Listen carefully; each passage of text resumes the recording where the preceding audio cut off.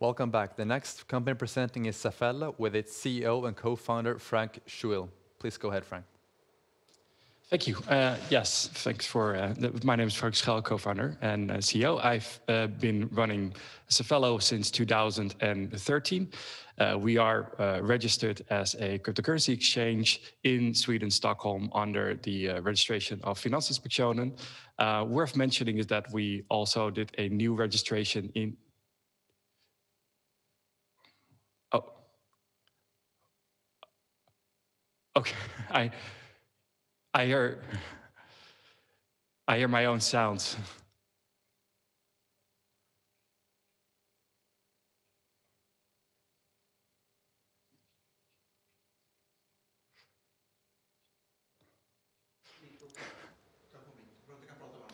Is your YouTube up in the background running? My apologies.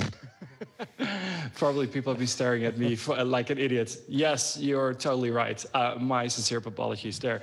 Yeah, small mistake. Okay, so resetting. So yeah, worth mentioning is that we also have registered in 2020 under the new AML5 directive, which is a much more stringent framework to be registered on under Finansinspektionen. Also worth mentioning is that we have been banked by a top 4 bank in Sweden since 2013. Which is really hard to obtain when you're a cryptocurrency business in this space. We have been profitable since mid-2019, and maybe the next slide to keep things moving along. So this is our team, or part of the team. We've grown quite a bit since. So as I mentioned, we've been profitable. We offer a simple and safe service for people to get onboarded into the cryptocurrency economy with Bank ID, with Swish. Notable investors of ours are Northzone, obviously pretty well known in the Nordics, but also the internationally large cryptocurrency investment company, Digital Currency Group, as well as White Star Capital, that is a global investment firm. And notable partnerships that we have is Tink, the open platform, as well as the recently announced Klarna partnership, which we integrated with as well. Some of the metrics, if we go to the next slide. We have 180,000 users with our platform. We're just serving the Swedish market, even though we have historically a bit of experience in the international market. We've processed over 380,000 orders, and we're closing in on our first billion in trading volume. And if you look at the graphs, which we added here to give you the perspective, we really took off in a major way once we launched our new product in 2018, which is actually the combination of a very seamless widget integration on our website where people can purchase the cryptocurrency within 60 seconds, again mentioning Bank ID and the Swish. And also can integrate that into their websites and applications. So we have, for instance, Opera, the web browser that has integrated this into their mobile web browser. We also have the largest information website, Bitcoin.se in Sweden, that have integrated it. And we have international cryptocurrency wallets like Edge Wallet and Mycelium Wallet that have integrated this as part of their onboarding flow. So we have been growing quite rapidly, and obviously we're on track to keep that trajectory going. Going to the next slide, which I know from if we can skip to the next slide. Yes, thank you. From understanding that there was already quite a bit of discussion today about cryptocurrency, but I think this slide hopefully adds some additional clarity to the cryptocurrency market. Institutional money has finally entered cryptocurrency in a big way, spearheaded by MicroStrategy, the hedge fund. It's worth noting that Digital Currency Group, which is our investors that have invested over 3 times now in Safello and led our pre-IPO, they are also the owner of the largest company that is holding institutional cryptocurrency. So they have over $20 billion in assets under management with that company that they are the holding owner of. If we look at the overall market, obviously it's been growing tremendously. Interestingly enough, of course, we know about the volatility in the market, and you can see that even with the snapshot, I was deciding whether we should leave it in or not, but I decided to leave it in just to showcase how quick the growth can be in crypto. So here at the time of the snapshot, the crypto market was a little bit over half a trillion, and now we've got obviously past the $1 trillion market cap already. And then worth mentioning is the large companies that are now coming from the fintech space that are entering the market, like PayPal and Square. And PayPal just acquired a custody solution as well for Curve for $200 million. So pretty big companies that are making significant bets on the future of this market. And I think we're only at the start of that. So that is the overall market. And then if we go to the next slide, diving into Safello's really core IP, we have over almost now 8 years of data. And when we founded the company, our whole objective is looking at the existing players in the market. How can we provide a safe and compliant platform? How can we do things by the book exemplified by our relationship with the bank that we've maintained all this time, with the registration not only in 2013 with FI when it was relatively easy to obtain it, but we also have the registration that we did in 2020 under the much stricter AML5 directive, GDPR compliance. And this was a time when we first founded the company that 80% of the volume went through a platform called MTGOX that was actually founded as a Magic the Gathering play card platform, and suddenly was doing $1 billion in trading volume, which obviously didn't scale and it collapsed ultimately. So we really set on the outset to do that differently, and the early actors in that space did not have the competence or deliberate setup to do so. And there's a lot that goes into this. So the liquidity side, we are connected with some of the largest, arguably the largest cryptocurrency company in the world that provides us with liquidity where we can scale seamlessly. And we also have backup liquidity providers in that setup. We work with the key platform in the world where we do the crypto forensic to look if there's any association with the dark market illicit activity. And in that regard, we also really closely work together with the Swedish ecosystem, the authorities, and even also on the regulatory side, where we're spearheading actually the implementation of the regulatory changes that may affect our industry and, of course, the fintech industry in a wider sense, where we're also chairing the blockchain work group from the Fintech Association. And we have been part with the Ministry of Finance to look at the implementations of the FATF regulation. So the platform itself, I think, is good to understand. A lot of that is data driven. Over time, we were able to collect data and use that data to analyze behaviors, which allows you in an asset that has no capability of chargebacks, like in the traditional financial system, to still be able to deliver something in. And that is really the key here. So on the one hand, people want their cryptocurrency really fast. On the other hand, you need to make sure that no nefarious activities can take place, or scams or hacks where we also have understanding of how those behaviors take place and how people are socially engineered. So it's a kind of a comprehensive platform where you need care of everything, and it's actually the data that drives ultimately how efficiently you can do that. And we are doing that at a speed of 60 seconds delivery. So this back office then feeds to a front end, if you go to next slide, where we can take this to the widget that I mentioned, which is literally 2 lines of code. It's on our own website, so you can go to Safello.com to try that out. On the partner website, like what I mentioned with Bitcoin.az, it can be served on the web in a logged-in experience where you log in with Bank ID, which is more like your traditional banking experience. And it can be in a mobile application as well. you could go to the iOS App Store or the Android Google Play Store and download the application, and you'll get the same experience. So if we then go to the next slide to zoom in on what that user's experience looks like, this goes into the design philosophy of taking something that is inherently complex and bringing it down to a level of simplicity that an average user can go through it. And the way we like to describe that flow is that if you look at a fintech, if you look at a regular startup, there is a level of complexity of making a startup with the technology work. If you then look at a fintech startup, typically it's more capital intense because of the licensing structure. And with a cryptocurrency, there is this another level of complexity with the underlying crypto transactions and the irreversibility of those transactions. So to do that, to bring that down to a simple user experience is really the hard part. And to illustrate that, if you look at the bottom side with the screens, you see all the types of actions that need to be performed in that 60-second experience.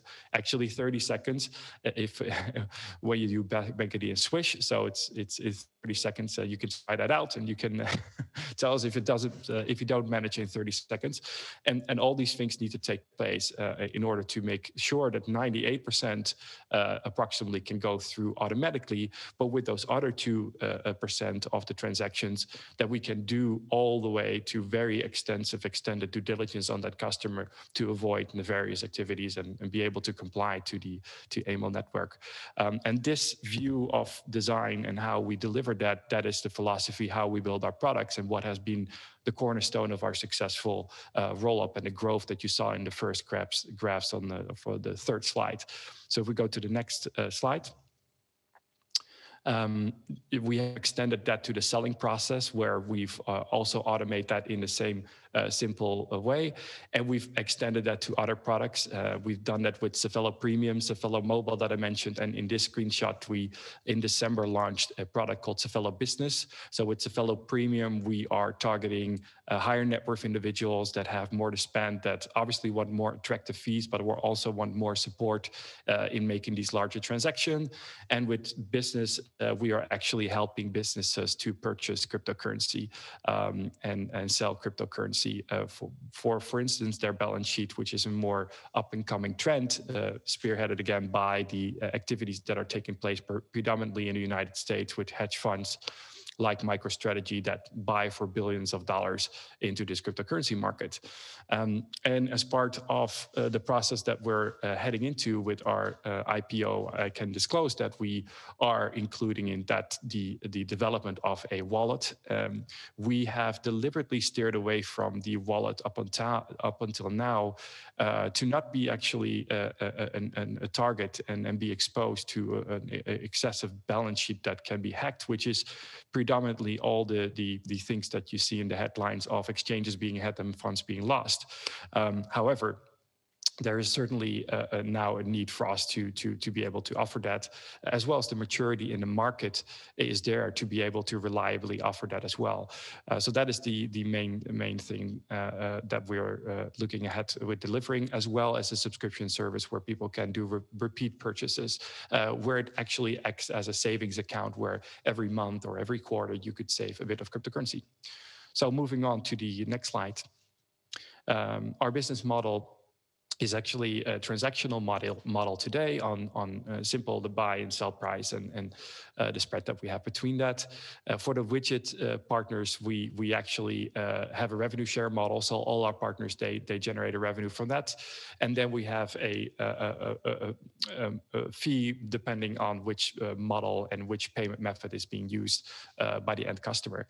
And in the models that we see in the future, we're also looking at the subscription-based model, which obviously be a set monthly recurring model, as well as that we see great opportunity in the future for an interest-based business model. So moving ahead to the next slide then, I think it's worth noting that not only are we like mentally ready for expansion, we actually have the partners and integration in place to do this. Just a collection of the partners that we have in place and integrated with. For instance, Klarna has access to most European banks. And what's worth noting there is that we actually have the experience historically as well. So we've been in the UK. We were in the Barclays Texas Accelerator, where we did a commercial deal with Barclays, and we were operational there. And we've taken all of the experience to ultimately say, okay, to penetrate a market deeply, which is part of our unique selling point, we need to be hyper local. And that's what we did in that graph that you saw in 2018 in Sweden, and the results you obviously saw in that graph, and that represents 100% of our volume today. But with that, we feel very confident about the playbook of rolling this out to a wider European market. So that the next slide, please. In terms of our team, we have a broad competence from the cryptocurrency market, but also the traditional financial market. Very briefly, our CFO that recently joined have a background, Stockholm School of Economics, Goldman Sachs. We have the head of compliance, David Söderberg, actually came from a competing company, Gubit before, has worked as a paralegal there, have extensive experience with cryptocurrency. Michael Gromack, he has a background from Rocket Internet and has been working a lot in the high scaling technology businesses. Nicholas was working in Silicon Valley with development there and has been heading our product. He's been at the cornerstone of our development. Of course, my co-founder Joachim as an architect, a long history in crypto. And on the board, we have the representative. I'll start with Sepp there, who is the partner at White Star Capital that has now launched a digital asset fund. I can announce here today that they also will be co-leading the IPO together with Northzone. Wendy is an observer on the board today, and with Digital Currency Group. And then we have our chairman, who has a long history on publicly traded companies, lived in Silicon Valley for several decades, and has obviously a great experience in crypto from being with us since the very early days. So that is what we have today. We're growing our team fairly rapidly. We've seen this tremendous growth, and we're following through with the hires on our end to be able to keep up with the growth that we're seeing, as well as to make sure that we have the competences needed for the public markets, which we will follow with a separate announcement on that. So then moving to the next slide. The ownership structure, as I mentioned, the three venture capital firms as key investors. Personally, through my entity, I am the largest shareholder, together with my co-founder, Joachim Johansson. Interesting on the structure here on the left side is that we have a very clean holding structure with a separate entity that holds the IP, and a separate operating entity that is the entity that received the registration with Finansinspektionen in 2020. Moving to I think the last slide. The actual IPO round. So it's worth mentioning that the pre-IPO that is stated here was very successful, was 5 times oversubscribed by only existing investors. So unfortunately, we have a financial advisor, Kupura, and unfortunately, the new investors could not participate. And now we are heading to the IPO. So that was in December. We have now already filed with Nasdaq for the actual initial public offering that is planned to take place in Q2. The objectives are broadening of the product and the market in Sweden, obviously expanding the team and focusing on generally expanding across the board and working on that internationalization with the things that we have in place, as well as having a reserve for the liquidity and the growth there. Even though we have a setup where we actually have a really unique setup with liquidity providers where we don't need to use a lot of operational capital for the liquidity, which is a really hard problem for many cryptocurrency exchanges to solve as they scale the business. So that is a brief highlight, and I guess I'm probably out of time by now. I lost a minute or so there with staring blank into the screen. Next slide or last slide. where we can be reached. We have an IR page where you can read up more. Obviously, we try to get ahead of our MAR regulations. We already disclosed the annual report there from 2019. Our AGM is upcoming the 12th of March, after which we will release the annual reports of 2020, where obviously you can dig into the figures. And if you have any questions, then we have ir@safello.com, where our team will respond, including myself. Thank you. Thank you for that interesting presentation, Frank. And now it's time for the Q&A. All right. And the first question is, what kind of risk do you associate with cryptocurrency in general, and how can these risks affect Zafello? I felt like you asked the question to the previous speaker as well, and there are of course risks associated with cryptocurrencies towards the end user, of course, in many regards, where people don't know what they're doing. So it starts with education, I think, for the end user, to make sure that we help them understand what is a good cryptocurrency, what is a good platform, how do you recognize a safe platform to interact with. Their risk, of course, with, from a technical point of view and how you deal with the security, that goes without saying, and it is, of course, a fundamental part of our company and how we built the business to protect the procedures on how we handle cryptocurrency and how we handle money. That goes almost without saying, but it's an extra point of attention.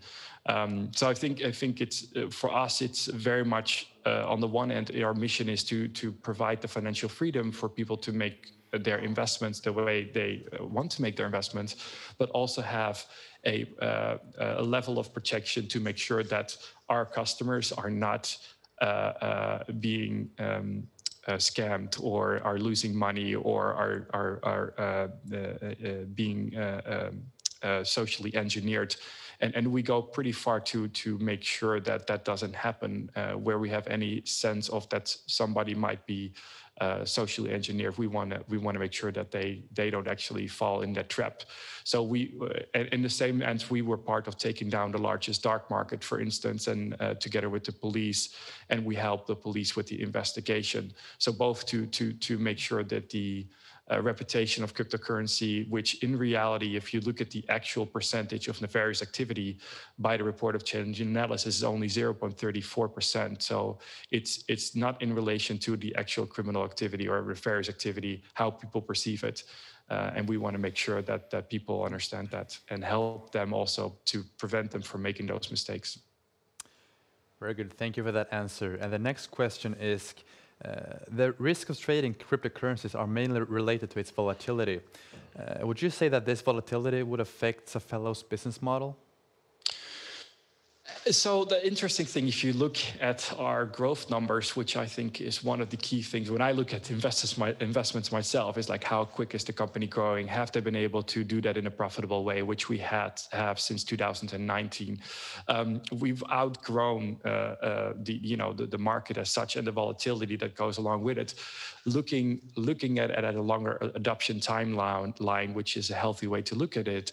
We're looking at the creation of something as big as the internet, and it goes in wave and it goes in volatile waves, just like the internet bubble was there in 2000. We are seeing these kind of bursts and bubbles, but it's the trend line of the overall growth, which obviously has been very rapid over the past 10 years as the best performing asset. That is sort of the underlying factor for us, as well as as an exchange, we make, of course, money up and down. Volatility in that sense is our lifeblood. And the final point there is that if you go back to the business model slide, we are looking at business model that takes some of that volatility related business risk away by introducing a recurring model and looking at an interest-based model, which disconnects from that purely transactional volatility related to model. Sorry. Yeah. Interesting. And the last question is, do you foresee any more partnerships with other key players like Klarna? And if so, do you find them in Sweden or abroad? So, I mean, we generally are an international company. We've always been, as per our international investment base, our international exposure. So there's tremendous value in the great, if you look at Klarna, for instance, the partnership for us, that is not a local partnership. That is a partnership with a company that happens to have its headquarters here. But obviously Klarna is a global company. So I think we are looking at partnerships that help us scale, that help us get to markets where we want to be, that gets us products into the market that we want to launch and go to market quicker. So of course we foresee partnerships. That goes without saying, and also expanding with existing partners that we have an existing working relationship with. Okay, thank you very much, Frank, for the good answers, and we appreciate having you here today, and good luck in the future. Yeah, thank you. Och vi är strax tillbaka i helt vanlig ordning om några minuter.